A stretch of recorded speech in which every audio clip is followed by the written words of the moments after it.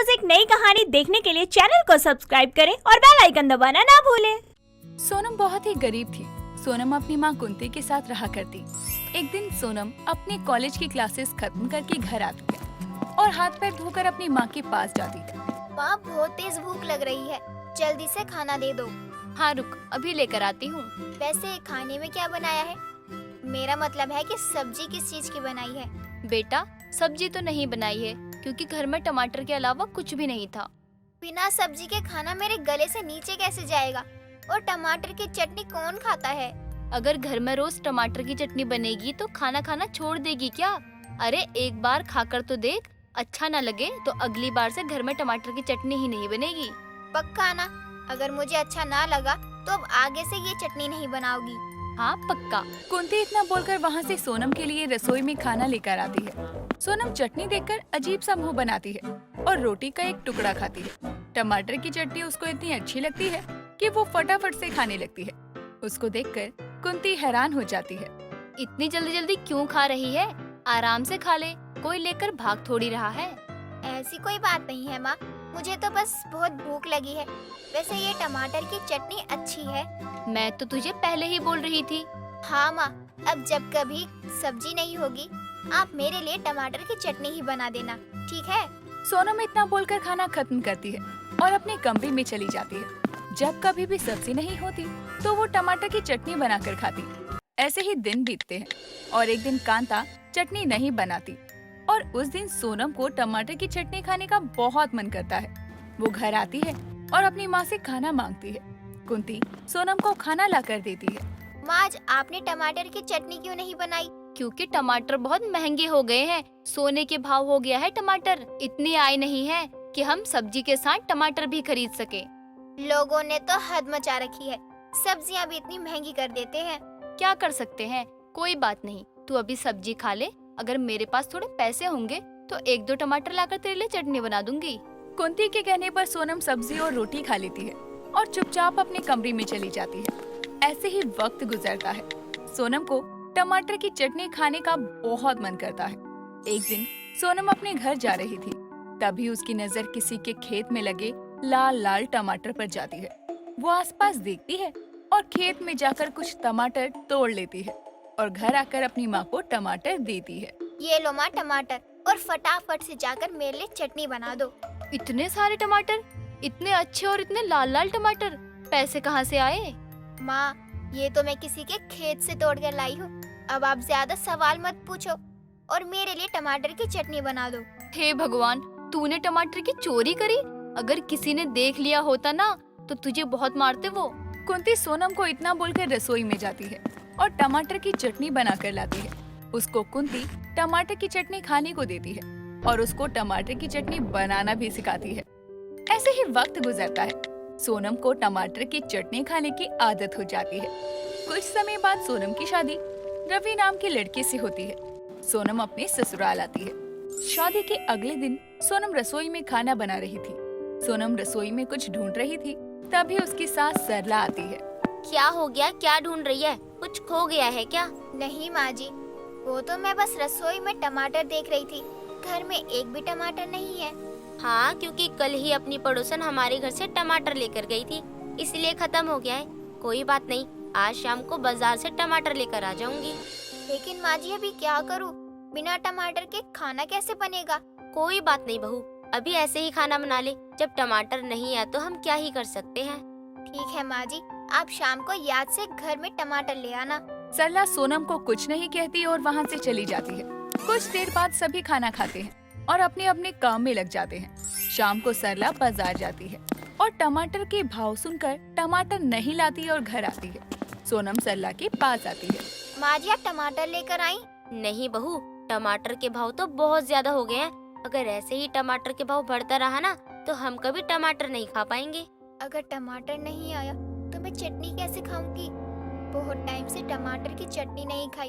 अपने घर में तो खेतों से टमाटर चुरा कर लेकर आती थी तो टमाटर की चटनी खा भी लेती थी, लेकिन अब क्या हो गया बहू, क्या सोचने लग गई तू? कुछ नहीं माँ जी, आज मेरा टमाटर की चटनी खाने का मन था, लेकिन जब आप टमाटर ही नहीं लाई तो अच्छा रुक, मैं अभी पड़ोस से टमाटर ले आती हूँ। उसके बाद चटनी के साथ में कोई दूसरी सब्जी भी बना लियो। ठीक है माँ जी। सोनम इतना बोलकर रसोई में सब्जी लेने चली जाती है और सरला भी पड़ोस के घर टमाटर लेने निकल जाती है। टमाटर लाकर सोनम को देती है। सोनम टमाटर देखकर बहुत खुश होती है और फटाफट से चटनी बनाती है। ऐसे ही दिन बीतता है और एक बार फिर सोनम को टमाटर की चटनी खाने का मन करता है, लेकिन घर में टमाटर नहीं होने की वजह से वो खा नहीं पाती। एक रात सोनम अपने पति रवि को कहती है, सुनिए रवि जी, आप कल कुछ टमाटर ले आएंगे क्या? तुम्हें तो पता है सोनम कि टमाटर कितने महंगे हो गए हैं। अभी कुछ टाइम तक टमाटर के बिना ही सब्जी खानी होगी। पर मुझे टमाटर की चटनी खाने का बहुत मन था। बहुत दिनों से मैंने टमाटर की चटनी नहीं खाई है। कोई बात नहीं, जब टमाटर सस्ता हो जाएगा मैं खुद तुम्हारे लिए बहुत सारे टमाटर लेकर आऊंगा। परवर कुछ मत करो, चुपचाप से सोने दो मुझे। कल काम पर भी जाना है। तुम्हारे फालतू के टमाटर की चटनी में मुझे कोई दिलचस्पी नहीं है। अब ये लोग मुझे टमाटर लाकर नहीं देने वाले हैं। अब मुझे ही कुछ करना होगा। कल तो चाहे कुछ भी हो जाए, मैं टमाटर की चटनी खाकर ही रहूंगी। रवि के सोने के कुछ देर बाद सोनम भी सो जाती है। अगले दिन सुबह के समय सोनम अपने घर का सारा काम करके अपनी पड़ोसन विमला के घर जाती है। विमला आंटी, क्या आप घर पर हैं? हाँ बोल बहू, क्या हुआ? कोई काम था तुझे? वो मैं क्या पूछ रही थी, मुझे 2-3 टमाटर दे देंगी? बहुत दिन से घर में टमाटर डलकर सब्जी नहीं बनाई थी। शाम को माँ जी टमाटर लेकर आएंगी तो मैं वो आपको वापस दे दूंगी। अरे कोई बात नहीं, हम पड़ोसी हैं और पड़ोसी के काम नहीं आएगा तो कौन काम आएगा। विमला इतना बोलकर रसोई से 2 टमाटर लाकर सोनम को देती है। सोनम अपने घर जाकर उसकी चटनी बनाकर खाती है। ऐसे ही दिन गुजरता है। सोनम आए दिन जाकर किसी न किसी से टमाटर मांग कर लाती। एक दिन सोनम विमला के घर दोबारा जाती है और टमाटर मांगती है। विमला रोज रोज टमाटर देखकर परेशान हो गई थी और सरला के पास जाकर सोनम की शिकायत करती है। सरला, तू अपनी बहू को समझा ले, इसने तो मुझे टमाटर वाली ही समझ लिया है। रोज रोज मेरे घर आकर टमाटर ले जाती है। पर मेरी बहू तो सब्जी में टमाटर डालती ही नहीं है। ये मुझे नहीं पता, पर वो कभी मुझसे तो कभी किसी और से टमाटर लेकर जाती है। आगे से मैं उसको टमाटर नहीं देने वाली। विमला इतना बोलकर अपने घर चली जाती है और सरला सोनम के कमरे में जाती है। बहू, तू विमला के घर से टमाटर लेकर आई थी क्या? नहीं माँ जी, आपने खुद ही तो देखा है कि सब्जी में टमाटर नहीं होते हैं, और अगर टमाटर लेकर आऊंगी तो सब्जी में डालूंगी ही ना। तू इतना झूठ क्यों बोल रही है? विमला मेरे पास आई थी, उसने मुझे सब बता दिया है कि कैसे तू रोज रोज लोगों से टमाटर मांग कर लाती थी। तूने मेरी इज्जत कहीं की नहीं छोड़ी। अगर तुझे टमाटर खाना था तो मुझे बोल देती, उससे मांगने की क्या जरूरत थी? हाँ जी, मुझे माफ कर दीजिए। मुझे टमाटर की चटनी बहुत पसंद है और जब से मैं यहाँ आई हूँ मैंने टमाटर की चटनी नहीं खाई है। मैं कब तक टमाटर सस्ते होने का इंतजार करूँ? इसलिए मैं लोगों के घर से टमाटर लाती थी और चटनी बनाकर खाती थी। हे भगवान, एक टमाटर की चटनी के लिए इतनी मेहनत कर रही थी तू। चल, आज तेरे लिए मैं बहुत सारे टमाटर लेकर आऊंगी। तू जी भर के टमाटर की चटनी खा लियो। सरला सोनम को माफ करती है और उसके साथ बाजार जाकर टमाटर खरीद कर लाती है और दोनों चटनी बनाकर साथ साथ खाते हैं। कांता अपने बेटों की शादी की सोच रही थी कि घर में बहू आएगी तो सुख और शांति और रौनक बनी रहेगी, लेकिन कांता की सोच से परे ही कुछ होता है। कांता की 5 बहुएं, बड़ी बहू सलोनी, दूसरी बहू मालिनी, तीसरी बहू बरखा, चौथी बहू पाखी और 5वीं बहू पुष्पा आपस में बहस करती हैं।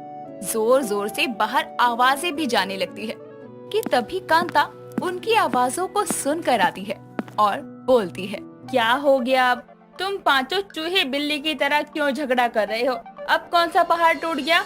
माँ जी, समझा लो अपनी दोनों बड़ी बहुओं को। जब देखो मजाक बनाती रहती है। अब हम तीनों काली हैं तो क्या ऐसे मजाक बनाया जाएगा? अब हमारी क्या गलती है इसमें, आप खुद ही बताओ ना। हाँ माँ जी, गोरी हैं तो हम क्या करें? गोरी होने के बाद भी इन्होंने कौन सा तीर मार लिया जो हम तीनों पर ऐसे रौब जमा रही हैं? आपसे तो कुछ कहा नहीं जाएगा इनको ना माँ जी। अब आप ही बताओ, आपकी उम्र हो गई है और हम आपको बुढ़िया बुढ़िया बोले तो आपको अच्छा लगेगा क्या? नहीं ना। तो ये दोनों भी हमें काली काली बोलती हैं तो हमें भी परेशानी होती है ना। अब खुद ही देख लो माँ जी, एक तो आपको बुढ़िया भी बोल दिया और बच के साफ निकलना भी है इन्हें। हमारा क्या है, हम तो सच ही बोल रहे हैं ना। काली है तो काली ही बोलेंगे। अब काली को गोरी बोल देंगे तो भी लोग हमें ही बोलेंगे कि हमें रंग में फर्क नहीं पता चलता, और तुम तीनों हो कि हमें ही बोल रहे हो, ऐसा थोड़ी होता है। अच्छा जी, आप तो रुको, हम बताते हैं आपको कि ऐसा नहीं तो कैसा होता है। आपने गोरी होकर क्या कर लिया? वो तो इस घर में हमारी जेठानी बनकर ही ना, गोरी होकर भी कौन सा देश की प्रधानमंत्री बन गई। हाँ, अब बताओ ना, गोरी होने पर क्या प्रधानमंत्री बना दिया आप दोनों को? नहीं ना, तो अब बोलो, आप क्या बोलती बंद हो गई? काले हम, लेकिन आपकी तरह थोड़ी ना बिना बात पे लड़ते रहे। बोलती तो आप लोगों की बंद हो जाएगी, लाइट चली जाए तो आपका पता भी नहीं चलेगा कि आप कहाँ हो। दांत दिखाओ तब जाकर पता चल सकता है कि आप यहीं हो या नहीं। अरे आप पाउडर लगाकर गोरी हो, ना कि सच में। हमारा रंग थोड़ा सा और साफ होता तो हम भी आपके जैसे होते। बड़ी आई खुद को गोरी बोलने वाली। अच्छा जी, अपने आप को साफ रंग बताने के लिए अब आप हमें ही काला बता रही हैं। ये तो पूरा मोहल्ला अच्छे से जानता है कि हमारे घर में 2 ही गोरी बहू है, बाकी तो 3 काली कलूटी हैं। अरे बस करो, इतनी देर हो गई है लेकिन तुम पांचों चुप ही नहीं हो रही। मैं तो ये सोचकर कुछ बोल नहीं रही कि अब चुप हो जाएंगी, अब चुप हो जाएंगी, लेकिन नहीं, तुम पांचों को तो लड़ाई ही करनी है बस। हाँ तो माँ जी, आप इन दोनों को समझा दो, गोरी है तो क्या, लेकिन हमें ऐसे काले रंग पर न बोले। माँ जी, अब आप ही बताओ कि हम एक ही घर में सब साथ रहते हैं तो हंसी मजाक तो लगा ही रहता है ना। हमें इन तीनों को काली कहा है तो ये हमें गोरी बोलकर बात को खत्म करे ना। आप दोनों ने हमें काली नहीं बोला, बल्कि हमारा मजाक भी उड़ा रही थी। आप बड़ी हैं इसीलिए हम कुछ नहीं फालतू बोलते हैं, लेकिन ये बात जान लीजिए, हमें बोलना आता है। हाँ तो बोलो ना, किसने मना किया है? लेकिन फिर अपनी बारी में जब तुम्हें लोग काला बोलेंगे ना तो मुंह मत बना लेना। ब्लैक ब्यूटी, रंग भी खूब निखरता है तुम्हारा, चांदनी में चांद गायब। अभी भी मैं यही हूँ, तुम पांचों को शर्म नहीं आती? अपनी ही सास के आगे लड़ाई कर रही हो। मैं यहाँ लड़ाई खत्म करने आई थी, लेकिन तुम पांचों मुझे ही लड़ाई में घसीट रही हो। कांता अपनी बहुओं की रोज रोज की लड़ाई से बहुत परेशान थी। आए दिन वहीं काले गोरे होने की वजह से पांचों बहुओं में लड़ाई लगी रहती। अब ये रोज की बात थी। कांता बहुओं के आने के बाद से खुशियाँ आए ये सोच रही थी, लेकिन उसका बिल्कुल उल्टा होता है। घर में एक ही बात पर रोज कलेश हो रहा था। कुछ दिनों बाद कांता का बड़ा बेटा नवनीत खाना खाने के लिए बैठता है और पांचों बहुएं खाना लगा ही रही थी कि तभी पुष्पा की बनाई रोटी देखकर सलोनी कहती है, ये देखो माँ जी, जितनी काली है ना ये, उससे भी ज्यादा ये जली काली रोटी बनाई है। और मानती हूँ मैं तुम काली हो, लेकिन खाना तो ठीक से बना सकती हो, या उसमें भी तुम्हें अपना रंग दिखाना जरूरी है? अरे ये तुम क्या बोल रही हो? कभी कभी हो जाता है एक आध बार गलती से, इसमें उसके काले रंग को लाना जरूरी है क्या? तुमसे भी तो कई बार रोटी जल जाती है, तब तो तुम्हारी जुबान इतनी नहीं चलती। देख लो दीदी, इन तीनों काली देवरानियों ने तो अपने काले होने को हथियार बना लिया है और सबके आगे ऐसे बनती है जैसे हम इन्हें कितने ताने मारते हैं। हाँ। वो दिख ही रहा है, यहाँ किसी को कुछ बोलने की जरूरत नहीं है। हाँ, मैं काली हूँ तो क्या, मुझसे रोटी जल गई?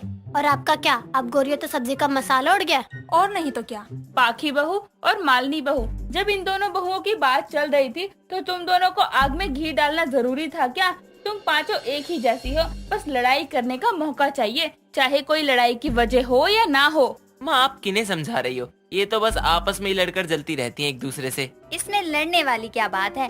अब हमें देख लो, हम कुछ भी पहन ले कितने सुंदर लगते हैं, और ये फेयर एंड लवली लगाकर भी क्रीम बर्बाद ही करती हैं। ये भगवान, मेरी देवरानियों को थोड़ा तो गोरा बना देते। हाँ, आप बोल तो ऐसे रही हो जैसे आप बिना क्रीम लगाए ऐसी हो। खुद तो 4 किलो का मेकअप लगाए बिना घर से बाहर नहीं निकलती हो और हमें ताने मार रही हो। बस करो तुम सब, कम से कम खाते समय तो चुप हो जाया करो। कांता बोलती रह जाती है, लेकिन उसकी बहुएं कांता की एक बात तक नहीं सुनती और अपने में लगी रहती हैं और लड़ाई करती हैं। कांता के घर की महाभारत का आस पड़ोस के लोग बहुत मजा लेते थे। जब भी कांता बाहर जाती तो उसका इस बात पर बहुत मजाक बनाया जाता। कुछ दिनों बाद कांता की पड़ोसन उसके घर आकर कांता से कहती है, अरे कांता, मेरी बहू की गोद भराई है कल, तो तुम टाइम से आ जाना, कहीं भूल मत जाना। हाँ हाँ बिल्कुल आ जाऊंगी, ये भी कोई भूलने की बात है भला? आना तो अपनी 5 बहुओं को भी साथ लाना, वो लोग आएंगी तो माहौल बन जाएगा। कांता की पड़ोसन इतना कहकर वहाँ से चली जाती है और अगले दिन कांता पांचों बहुओं के साथ गोद भराई की रस्म में जाती है।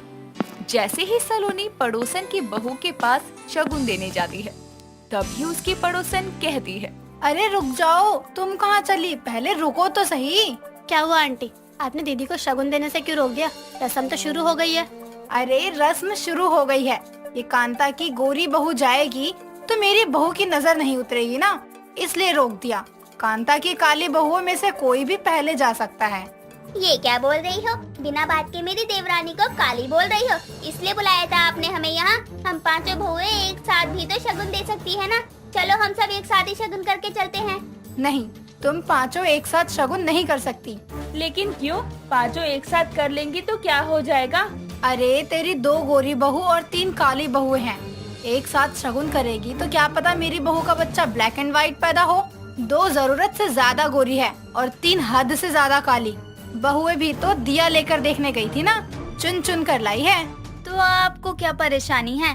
हम पांचों बहू को तो कोई परेशानी नहीं है, और भले ही मेरी देवरानी काली है, लेकिन उनका दिल बहुत ही साफ है, आपकी तरह काला नहीं। हाँ, और हमारी जेठानी का रंग जितना साफ है ना, उतना ही उनका मन भी साफ है। हम तो यहाँ पर आपकी रस्म में शामिल होने के लिए आए थे, आपने तो हमें बेइज्जत ही कर दिया। हम तो जैसे हैं आपसे ज्यादा ही अच्छे हैं, आपको तो बस लोगों में कमी निकालना आता है। कभी इन सब चीजों से हटकर भी देख लिया करो। हो गई तसल्ली, आ गया स्वाद। मेरी बहुएं भले ही एक दूसरे के साथ तू मैं कर ले, लेकिन आपस में बहुत प्यार है। और तुम क्या, कोई भी उनके साफ दिल तक नहीं जा सकता। कांता को ये देखकर बहुत खुशी होती है कि उसकी पांचों बहुएं जितनी जुबान घर में चलाती है और एक दूसरे को सुनाती हैं, उससे ज्यादा बाहर के लोगों की अक्ल ठिकाने में भी जुबान चलाती हैं। कांता की पांचों बहुएं पड़ोसन के बोलने पर एक दूसरे के साथ खड़ी थी और पड़ोसन की बोलती बंद कर देती है, और इस तरह घर में 5 बहुएं आती हैं, तो आवाज तो बनती ही थी। दोस्तों, अगर आपको ये कहानी पसंद आई तो इसे लाइक करें, शेयर करें और कमेंट करके बताएं कि कहानी में आपको सबसे अच्छा क्या लगा।